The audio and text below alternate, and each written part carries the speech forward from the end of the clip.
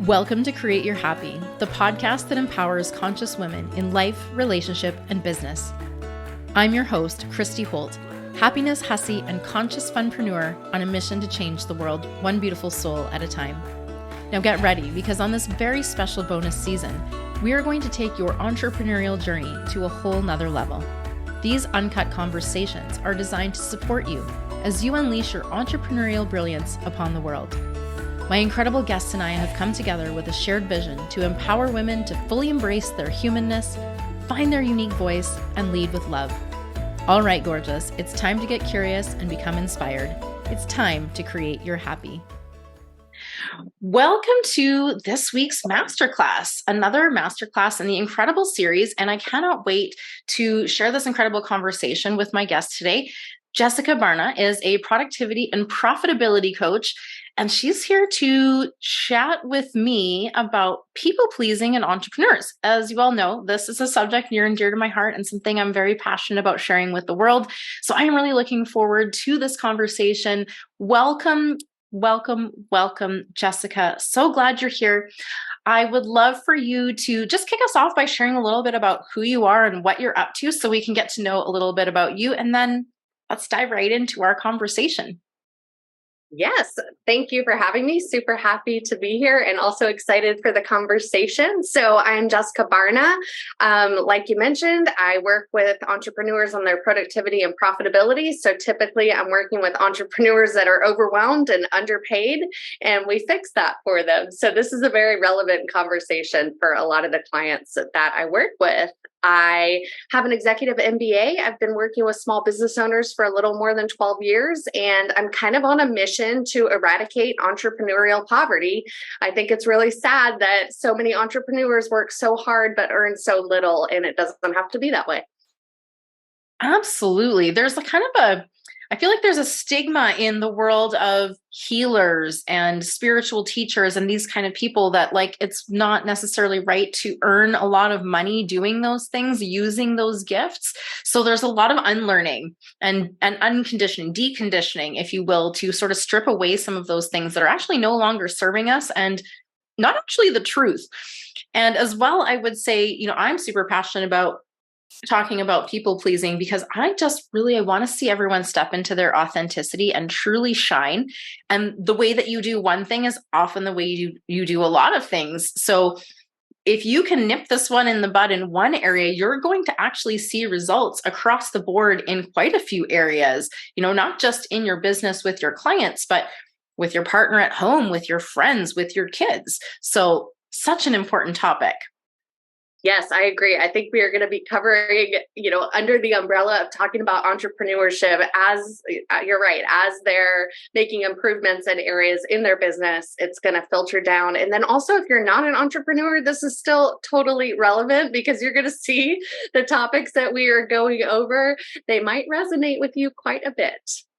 Yeah. And yeah, even if you don't, here's the thing about this people pleasing thing.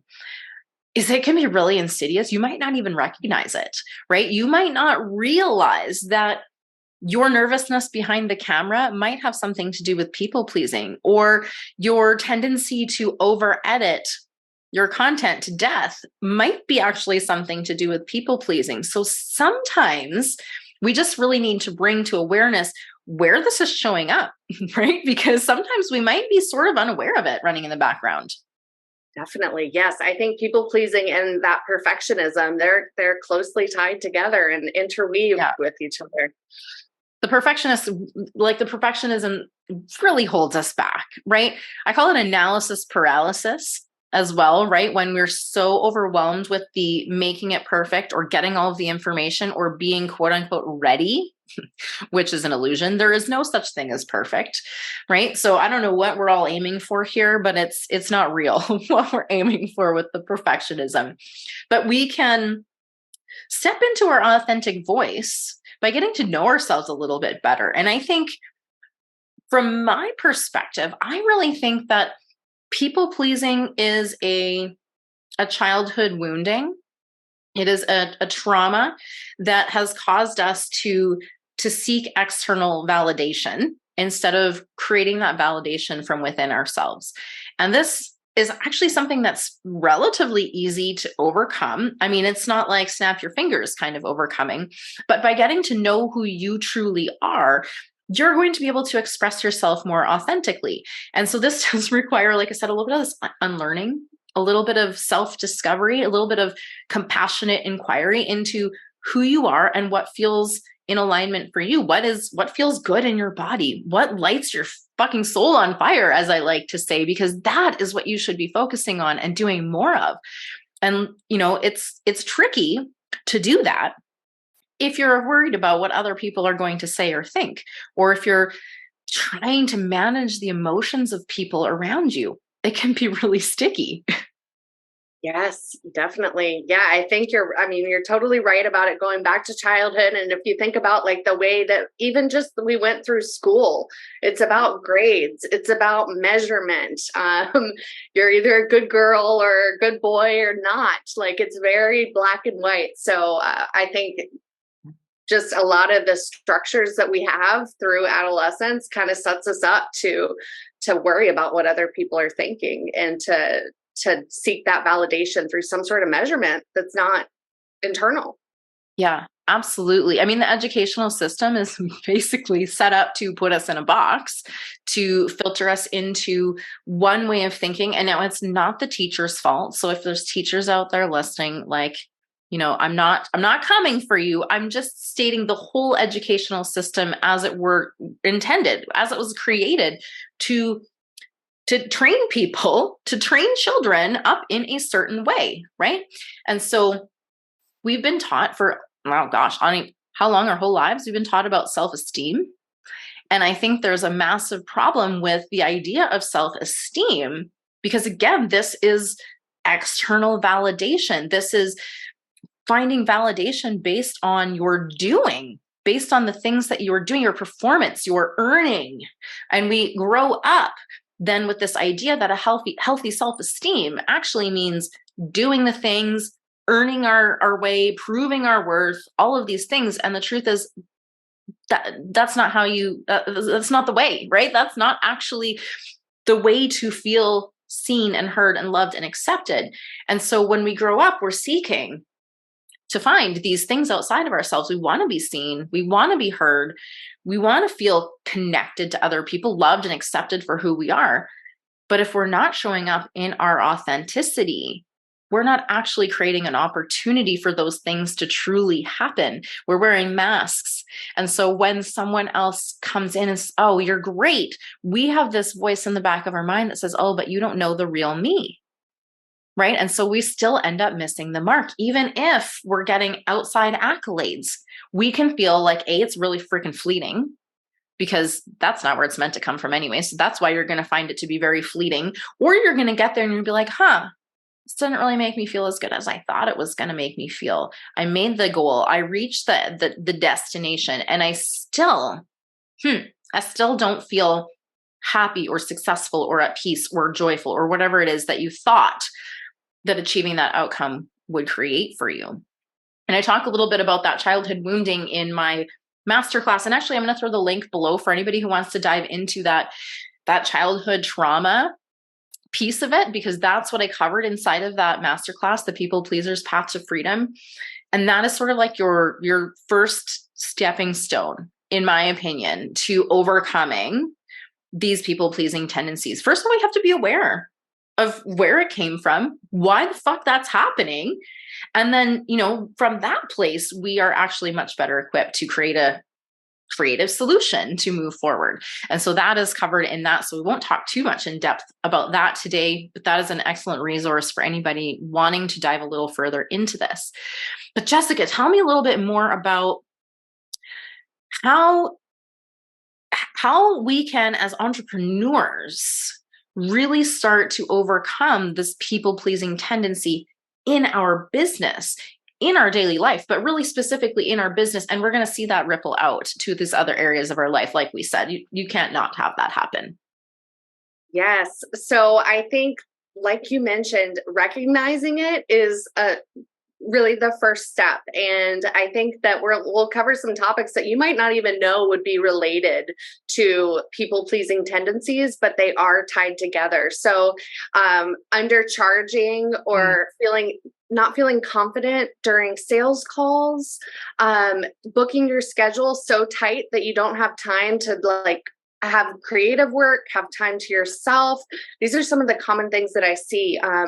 And then a lot of typically overwhelm comes from it, because when you're a people pleaser, you tend to say yes to things that are not aligned with your vision.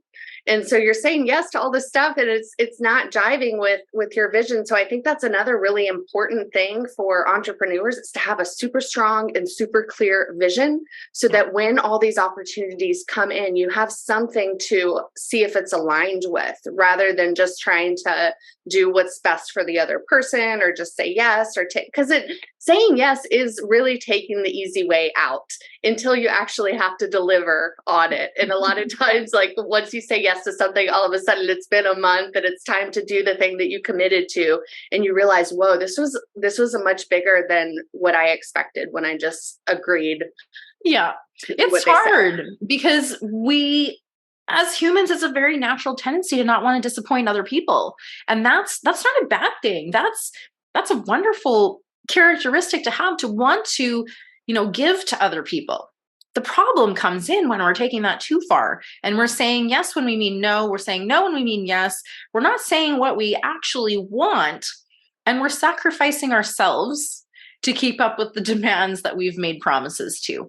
Now, that is going to lead directly to resentment, frustration, overwhelm, anxiety, and at the end of the day, quite potentially your business not succeeding. Yes. Yeah, I definitely agree. It's so true. All those things, and it can happen slowly. It's like a little yes here or there isn't going to make or break it, but it's these repeated patterns that we have over time that really get to a point where it's just unsustainable. Yeah. So if you're watching live or on the replay, let us know, what kind of people-pleasing patterns have you seen come up? Which ones have you identified? And some of you may be a little further in your journey and maybe have come to an awareness a while ago and have been doing some work on this. And so we would love to pick your brain and take some of that wisdom and share that with the other people that are watching. So let us know if there are some that you've maybe managed to identify and overcome, or if there's something that you've identified right now that you're working to overcome. We'd love to hear what that looks like for you.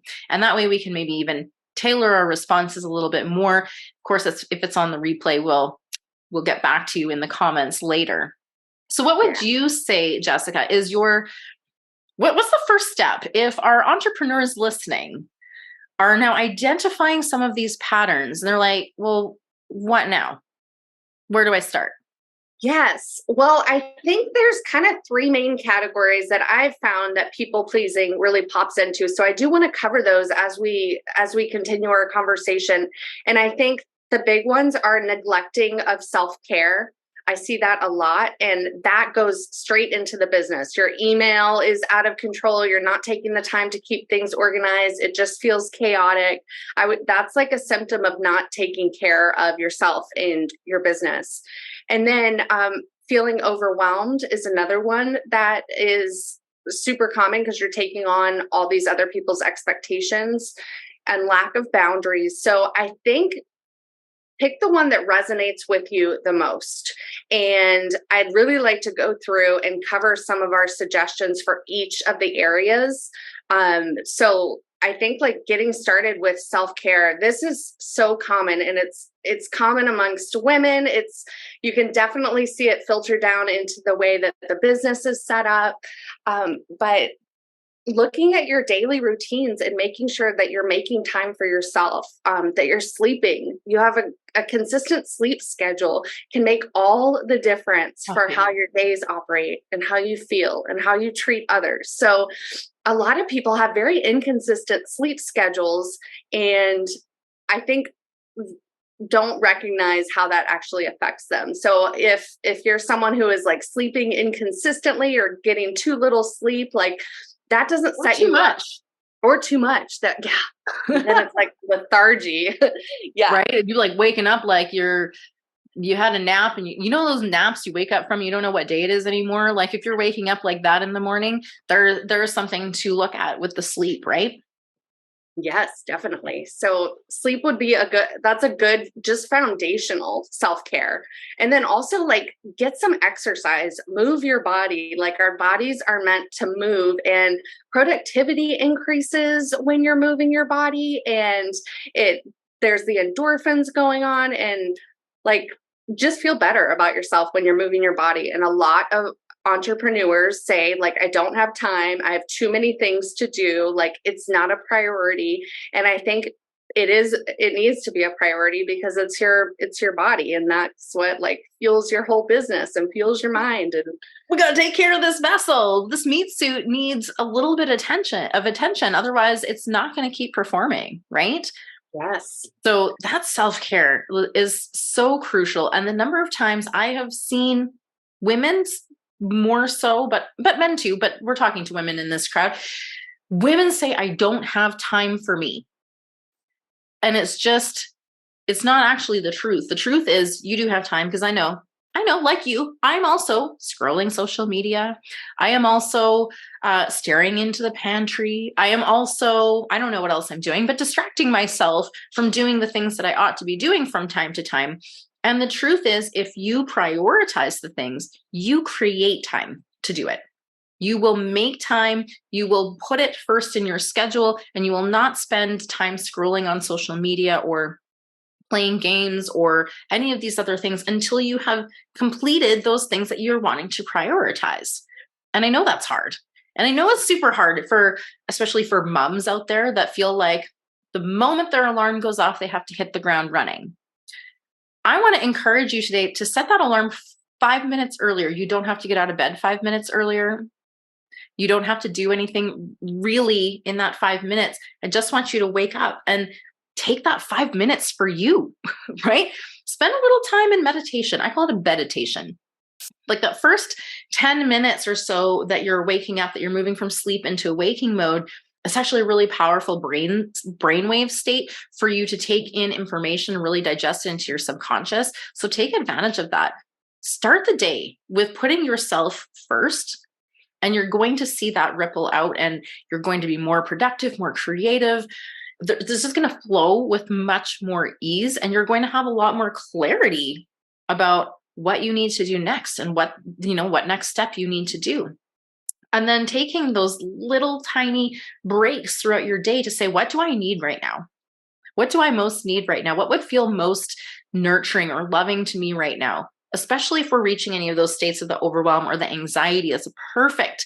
Honestly, that's your body being like, yo, hey, hi, like just a minute for me, please, so that we can together reset and come from this place of consciously creating, of being creative, of being that much more productive and intentional with what we're doing with our time, rather than getting sucked into some of these sort of like mindless avoidance tactics, right? Yeah.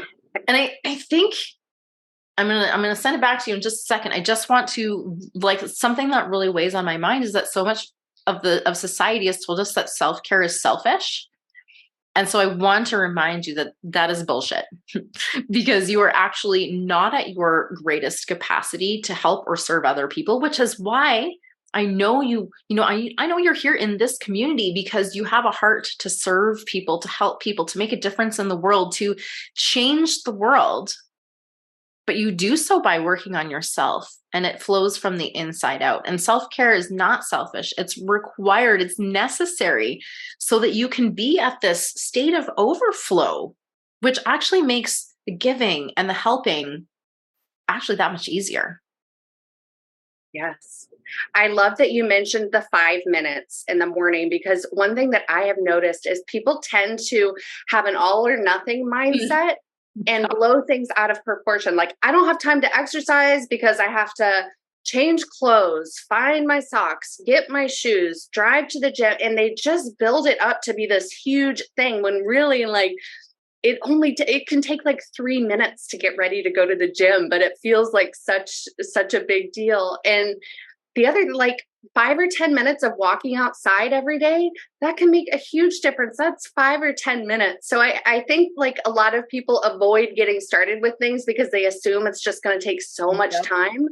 But start little, 3 times a week, walking outside for 5 minutes like that. It might not like wildly increase your heart health, but it's going to help you like connect with yourself and it's going to help you get in the habit of taking 5 minutes and focusing on yourself. When so I started as like a health coach, a nutrition and fitness coach when I started my coaching business. And one of the things that I saw so often was that people tend to, just as you say, try and take things to the extreme. They realize, I need to get fit, so I'm going to join a CrossFit gym and do 6 days a week. And I'm like, oh my God, terrible idea. Terrible. Because that's not, first of all, sustainable, because you're not going to be able to make that leap. Very unlikely. And what's going to happen if you try to make the leap too big, if you're trying to jump too far ahead, is that your subconscious is going to be like, actually, it's not an integrity. There's an incongruence in what I believe myself to be and this vision that you're trying to jump ahead to. And we have to make some progress in between. And so I would always encourage my clients to start really small. What feels good to you? Because the truth is, when we feel better, we do better.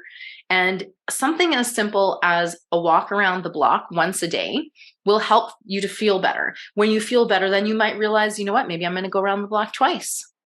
And then we are building on a solid foundation that is sustainable, so that you're not 6 days a week and then you're injured or you're burnt out or you're just actually hating it and you realize this isn't for me and then you quit, right? That's not sustainable and that's not helpful.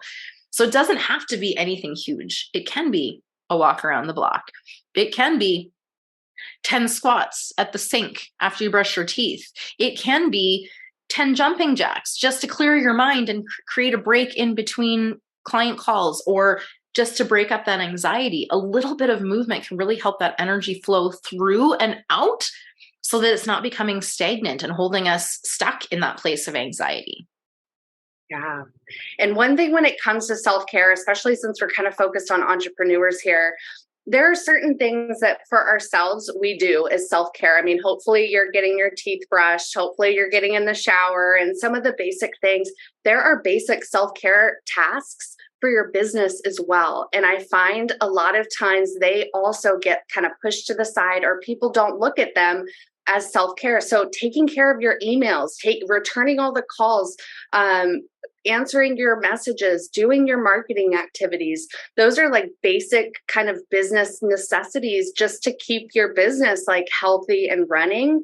And I think putting those off or putting those to the side or saying you don't have time, it creates a lot of unnecessary stress in your business. Like, you know how it is when you forgot to get back to someone, it's been 10 days, there's a like anxious feeling that's created. So just like kind of set some standards for your self-care of your own business, I recommend. And maybe, I mean, for some people, it's just their email. Like their email is such an icky part of their entire day. Yes.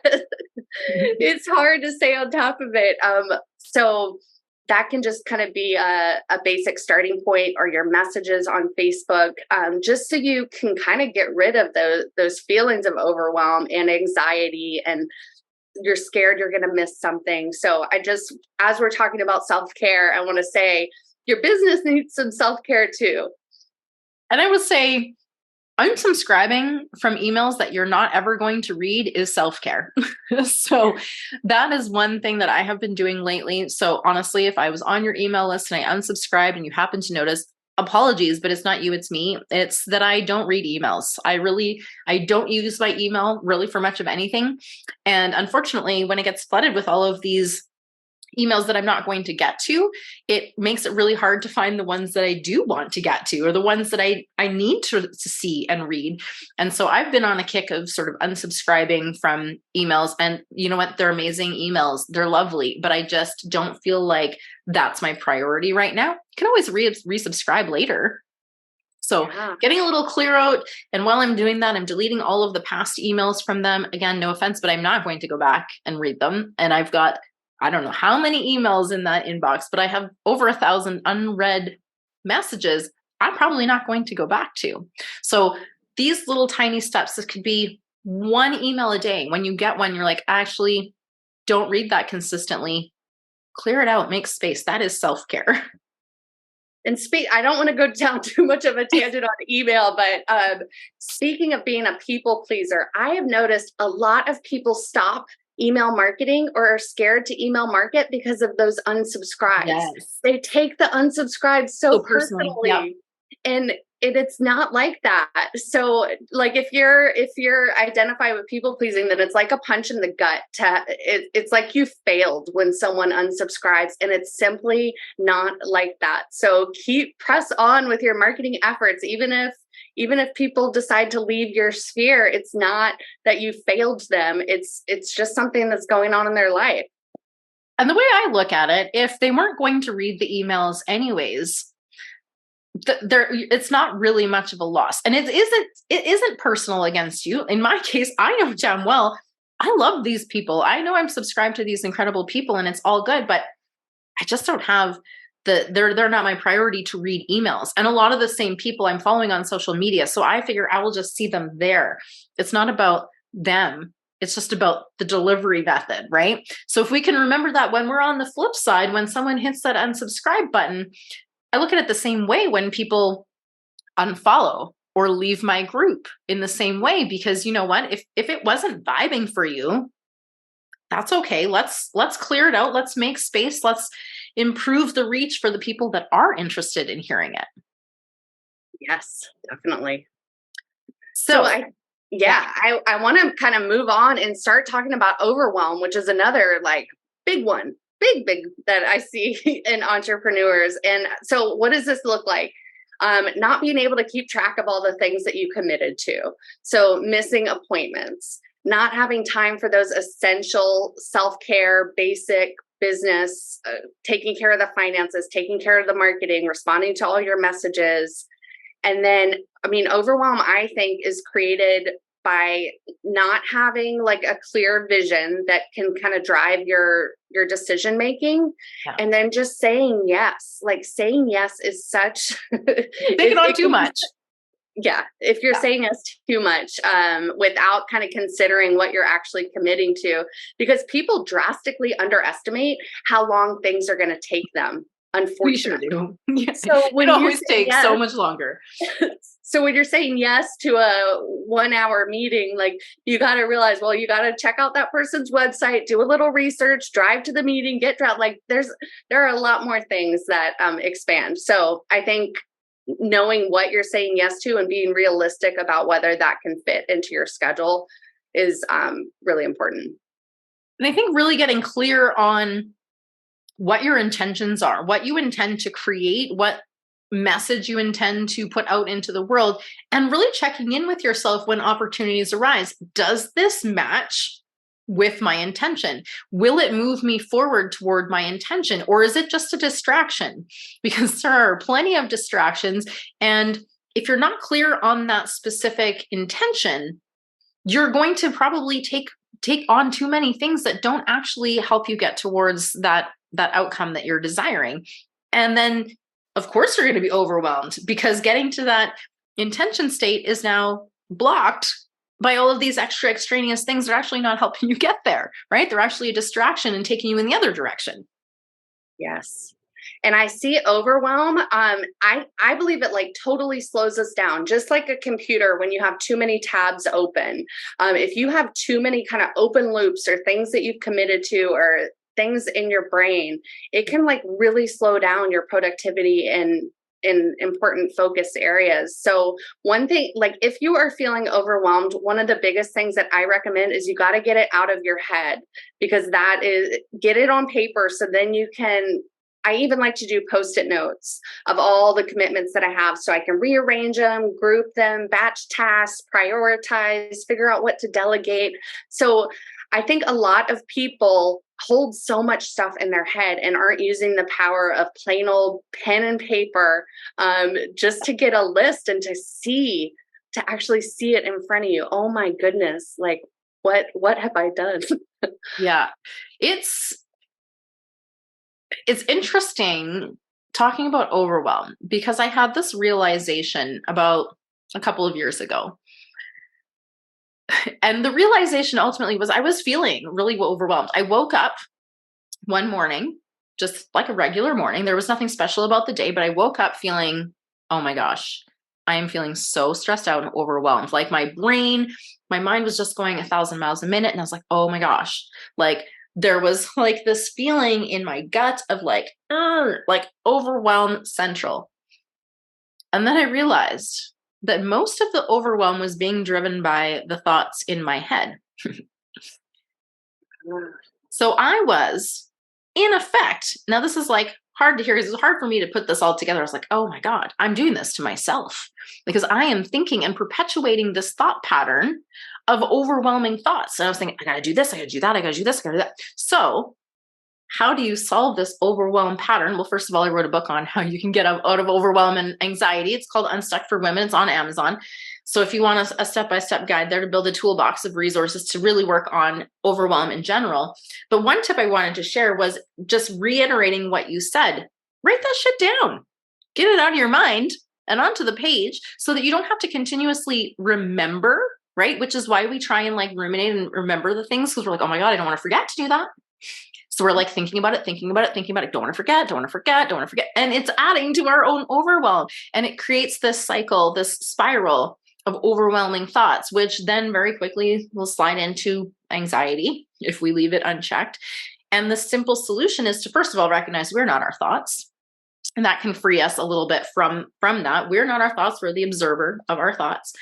But also when we notice these thoughts arising, these things that we're going to might forget, we want to make sure that we don't forget to do, or we need to mull it over. If we can write it down, we can set that thing aside, not have to waste that mental energy trying to remember it or trying to think about it now whilst it's a storm of other ideas and thoughts. And we can come back to it at an appropriate time where we actually can give it the brain space to process through it, to come up with a creative solution, to just do the task if that's what it takes. But we spend a lot of mental energy. And I think especially as moms out there, we're juggling all the things. We're trying to remember the doctor's appointment, the school bake sale, I don't know, I'm making shit up here at this point, but the kids' sporting events, the piano lessons that we got to pay this and we got to do that and we got to sign this. And it's just a lot of things. So if we can break it down and take it out of our mind onto a piece of paper, like you said, we really free ourselves up from a lot of that mental load. And if we can delegate, even freaking better. And another thing, especially when I was working full time, getting my MBA, and that is where I really learned to compartmentalize.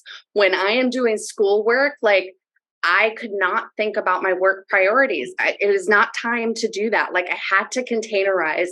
And so like for moms, when it's time to work on your business, let's say you have 2 focus hours, that is business time and you can think about the rest of the stuff later. So I think that's another way is being focused on what you're actually focused on and then being able to switch gears and switch to mom mode at a certain time. Yeah. And that can be tricky because let's be honest, there's a lot of technology, there's a lot of distractions, there's notifications, there's things happening and popping up. And it's so easy to get distracted.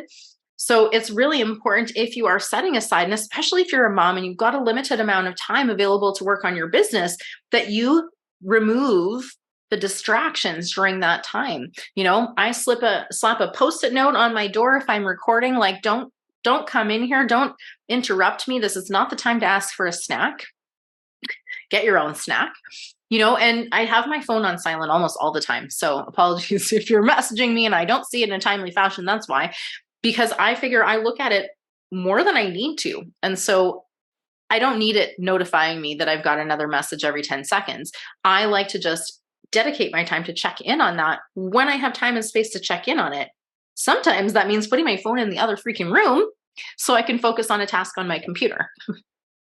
Yes. So important. The distractions are insane. I taught a class on email management for entrepreneurs.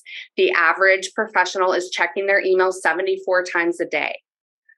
I mean, oh my, like when I heard that, I was just, it's great. But then when you think about it and you think about how many times you're looking at your phone, how many times you get a notification and you click over, like I can see it happening, For but sure. but imagine if it didn't. Like imagine the extra time and just mental energy. And I mean, so in the business world, we think we're like masters at this idea of multitasking. But the truth and the reality is, we are not actually multitasking because our brain can't focus on two things at once. We're actually switching. And so every switch that you make, and I'm sure there's books about this, so you could go and research this if you want to dive deeper into this, but every switch that you make, you're losing some efficiency, right? Because, and it might seem seamless, it might appear seamless. You might feel like a master multitasker. And I feel like a lot of moms really own this. Like, I'm such a good multitasker because I'm doing 10 things at once. But are you doing them all well, right? Are you focused on any of them? Because when we're not focused on any one thing, we can be really diluting our energy, spreading it all around, and not doing any of those things particularly well. And the truth is, if we just finished one thing at a time, wherever possible, because I realize this is real life, we're humans, there's going to be things. But whenever possible, if we can just set our focus to finish that task before we move on to the next, we're going to clear out a lot of mental space and create a lot more efficiency in our mental capacity. And therefore, our productivity is going to be substantially improved. Yes. Yeah. And I think one other thing I want to touch on here with overwhelm, I think one key skill set that can be learned and can be learned pretty quickly is the art of saying no. I think we can say like, oh, don't say yes to everything, but exactly how to say no to someone. So I have like a 3-part framework that I use that I feel comfortable with. The first thing is I thank them for the opportunity. Mm-hmm. The second thing is I decline. And sometimes I just say that like, I'm going to have to decline at this time. And then the next thing is I either tell them the next steps or I wish them the best of luck. So that's kind of my 3-part way. And I feel like it's kind to them. And I can also say no. And I'm not giving my reason. That's the big one in there is so many people feel like when they say no, they have to say why. We don't have to. No is a complete sentence, isn't it? And I think that so many of us are afraid of hurting people's feelings. And I mean, us, the people pleasers, right?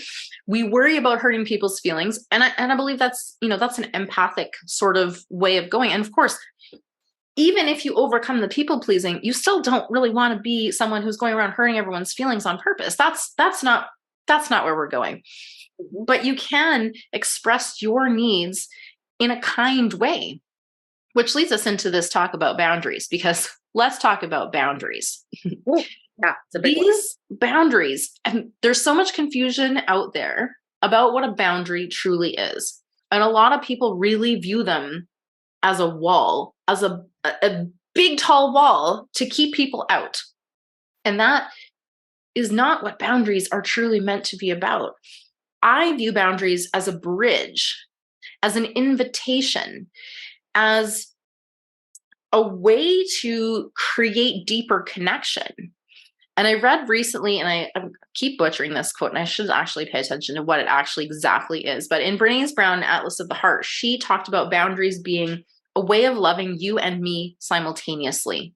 That might not be exactly word for word, but the gist of loving you and me simultaneously, that means we can be kind, we can be loving, we can respect our boundaries, and we can communicate that in a way that allows us to continue showing up at our best instead of falling prey to these people-pleasing tendencies, being afraid to say no, and otherwise just causing ourselves a whole lot of unnecessary suffering. Am I right? Yeah, definitely. And I think there's so many different types of boundaries too. And it's Absolutely. not a wall, it's a container. So I talk to a lot of entrepreneurs, and one of the big struggles that I see is they lack structure.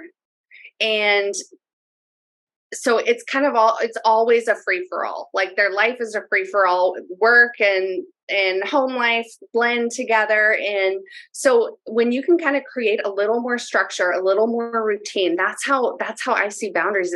It's a way to like kind of set ourselves up for success and make it less of like each day doesn't have to be a shit show. You can create your own like little work schedules, your own little routines. And I think protecting those, once you have your self-care in place, that has to be protected, and you have to protect it with a boundary. And it's such a positive thing, and so often it's seen as a negative thing. But like some common boundaries that I recommend are some time boundaries. So kind of don't sleep past a certain time each day. Like just know that you're going to be up by 8 a.m. And so you don't have to think about it every single night or think about what time you're going to wake up in the morning. But also with work, have some boundaries around the hours that you're putting into your business. Like switch it off. And that I see is hard for so many people, is to turn off the work brain and focus on themselves, focus on their family. And isn't it interesting, because so many people leave the corporate world because they don't have the freedom and flexibility, and they do the same fucking thing in their business. They are still working 24 hours a day and don't have any space or focus for their family. And it requires some effort to create this. It doesn't happen naturally by itself. You have to set these boundaries in place so that you can focus on work when it's time for work, and focus on family when it's time for your family, or whatever else you've got going on, right? Maybe it's not family, maybe it's your personal activities, your self-care, whatever that looks like. But we often, as entrepreneurs, end up making our situation worse after we leave corporate, because we're so used to having to do things a certain way and always be on performing, getting this validation, and, pursuing everyone else's expectations, that we can find ourselves repeating these habits, even though we no longer have a boss that we need to prove ourselves to, right? Yes, it is funny that we we kind of create the same situations for ourselves, and freedom is so important to entrepreneurs, I think. And that's one of the reasons that I think they struggle to set boundaries, is because it feels like it's impeding on your freedom. Absolutely. And it's not, it's just containerizing it. So it's protecting your freedom. In fact, it's something that you need to put in place to protect the very freedom that you say you want, right? It's, if you don't do that, you're going to be all over the place all the time. And if we look at creating boundaries with, say, clients, since we have a lot of coaches and mentors and those kind of people who work with a variety of clients in this community, if we're not setting boundaries there, we're going to have expectations. We're going to have expectations that are unmet with clients, because we are going to get to that place where, if we haven't laid it out, and here's the problem, if we haven't laid it out, those missed short expectations or overwhelm, that's on us, right? That's not on our client. If we haven't communicated that we don't respond to messages on the weekend, the client can't be held responsible for their disappointment at us not responding in a timely fashion if we haven't laid out what that's going to look like. So we need to be very clear. Clear is kind. Again, I love Brene Brown. Clear is kind. And so if we clearly communicate, here's what you can expect. This is what I'm going to do. This is where I take my personal time. All of these sort of things to create a clear boundary. It just makes everything so much more clear, and the relationship is going to actually be incredibly strengthened by doing this. Now, I know you're worried, like, oh, I might lose clients if I don't respond. And like, you just need to communicate with them up front. And honestly, the kind of clients who would ditch you if you didn't respond while you're having family time aren't the kind of clients you want to have anyway. Yeah, definitely. And then I think another one is, once you set those clear boundaries, you got to keep them too. If you say that you don't respond to messages on the weekend, then you can't respond to messages on the weekend, because you've totally just thrown that boundary out the window. And you can expect messages from that client in the upcoming weekends. So it's kind of a multi-step process, is kind of determining what your boundaries are going to be, but then also like sticking to them, and speaking, like waving a flag when you're when your boundaries are not being met or when someone's overstepping. And I think a lot of that I see is with how people are being treated.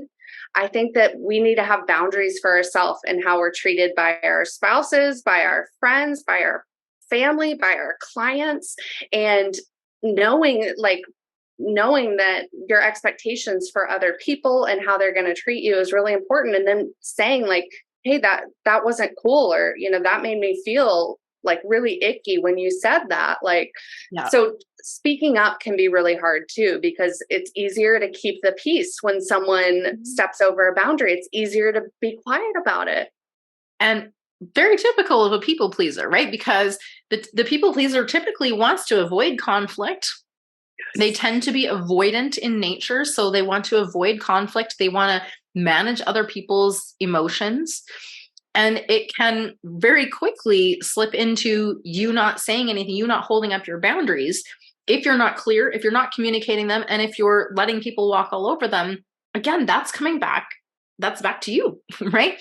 And so you've got to, first of all, if you create boundaries that actually feel really good and aligned for you, just build the confidence, because it's not unkind. It's not mean. It's not going to be hurtful to the other person. And if they take it that way, you expressing your genuine need and they're getting upset, that is not a you problem anymore. That is their problem.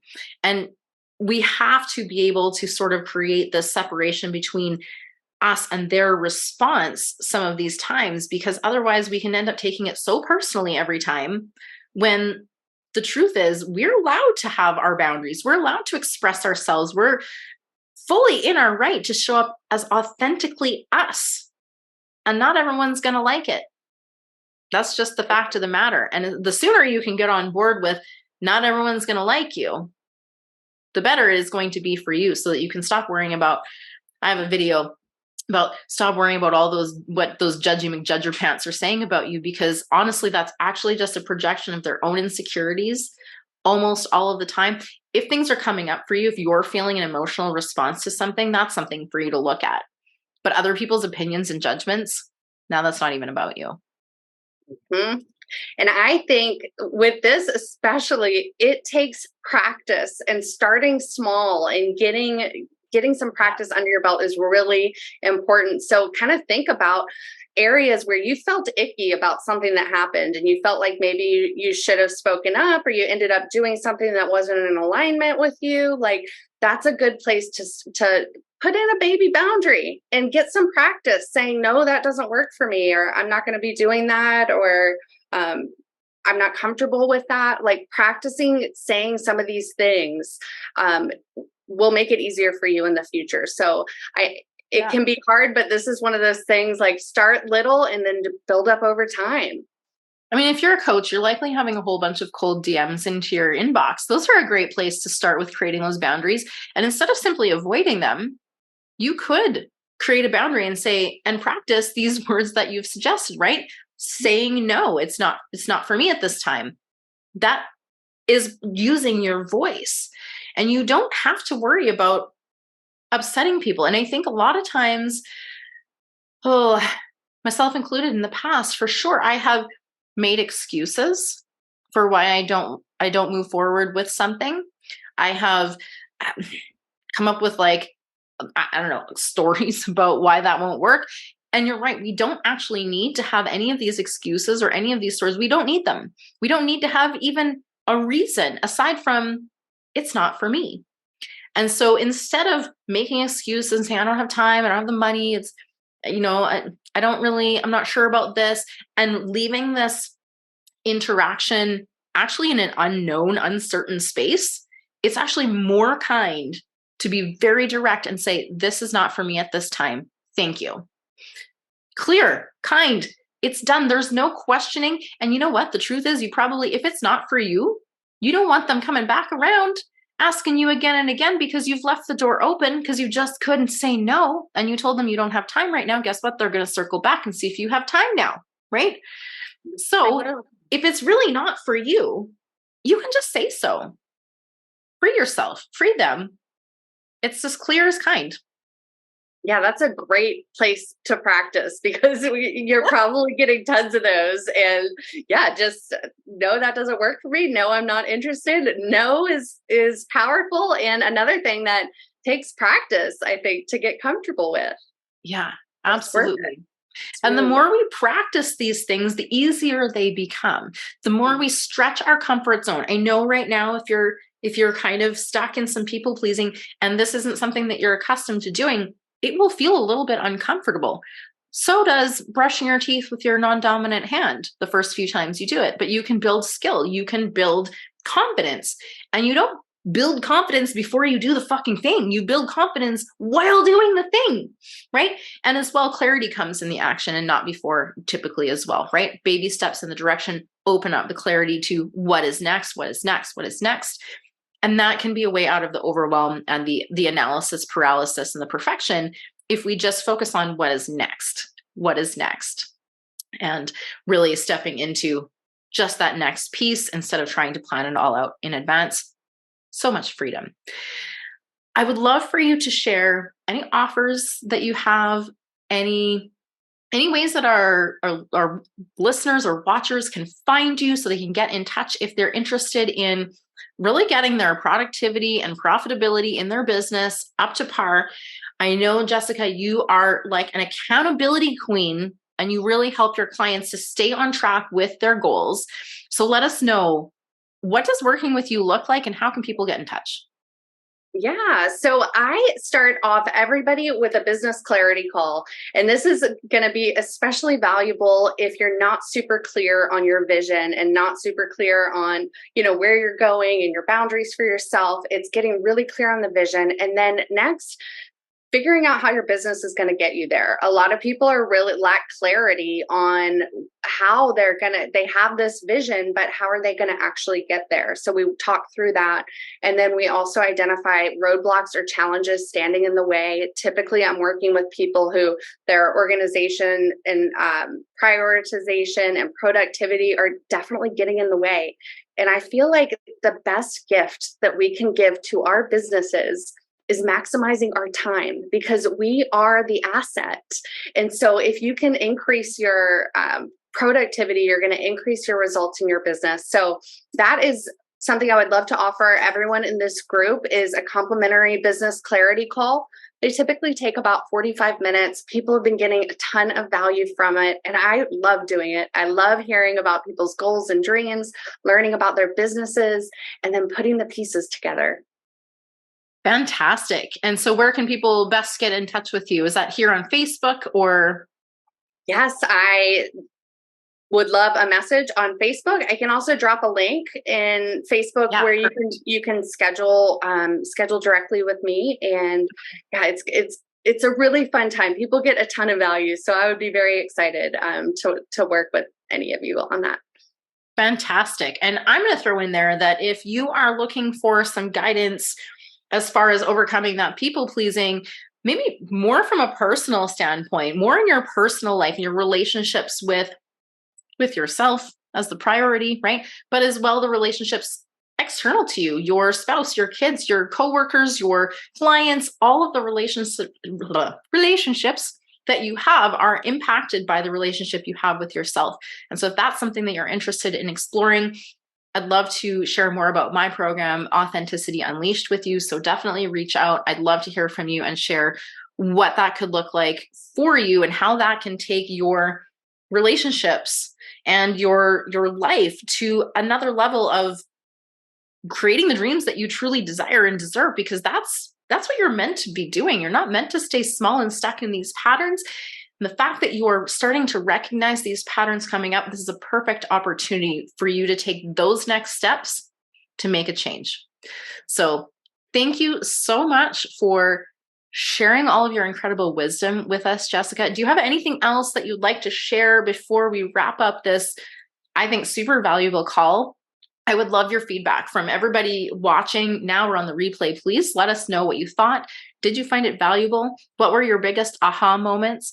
What is something that you're going to take from this and actually implement today? We would love to hear. So let us know.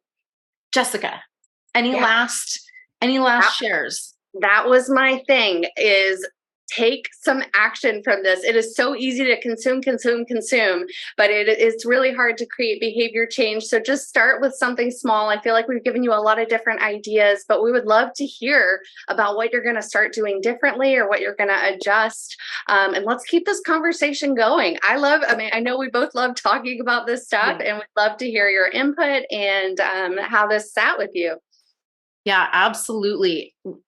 Just knowledge is one thing. Implementation, embodiment, and experiential knowledge is a whole different level. So I want to encourage you to not just take in the information, but actually turn it into experiential knowledge for yourself, because that is where you're going to start seeing the actual transformation in your life. Fantastic. I just want to end this by saying that I love you all. Let's go do some epic shit, shall we? Are you tired of feeling burnt out and overwhelmed by trying to please everyone else? Do you find yourself constantly putting other people's needs ahead of your own, leaving you feeling unfulfilled and resentful?